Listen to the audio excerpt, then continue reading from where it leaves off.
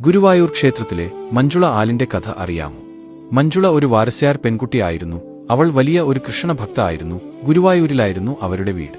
എന്നും സന്ധ്യയ്ക്ക് ഗുരുവായൂരപ്പൻ ഒരു മാല മഞ്ജുള കെട്ടിക്കൊണ്ട് കൊടുക്കുമായിരുന്നു.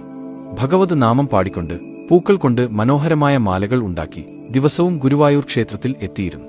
ദിവസവും അമ്പലത്തിലേക്ക് പോകുന്ന വഴിയിൽ കുറച്ചു ദിവസമായി കാലി ചെക്കന്മാരുടെ ശല്യമാണ്.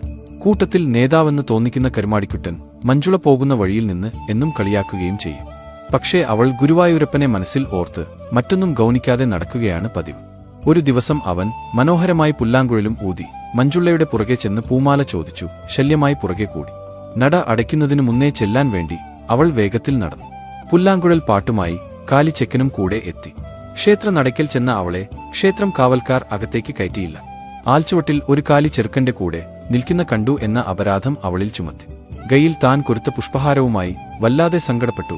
അമ്പലത്തിനു പുറത്തുനിന്ന് കരയുന്ന മഞ്ജുളയെ അമ്പലത്തിൽ നിന്നും തൊഴുതുവരുന്ന പൂന്താനം കണ്ട് കാര്യം അന്വേഷിച്ചു. മഞ്ജുള സങ്കടത്തോടെ കാര്യം പറഞ്ഞു കൊടുത്തു.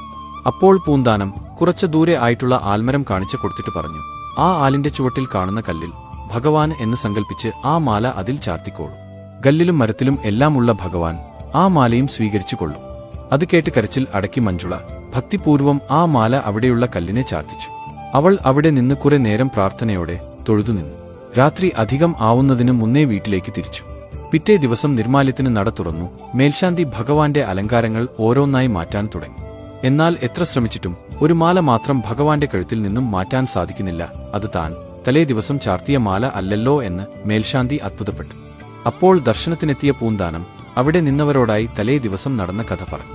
ഇത് മഞ്ജുള വാരസ്യാർ ഭഗവാനെ സങ്കൽപ്പിച്ച് ആൽച്ചുവട്ടിൽ ചാർത്തിയ മാലയാണ്.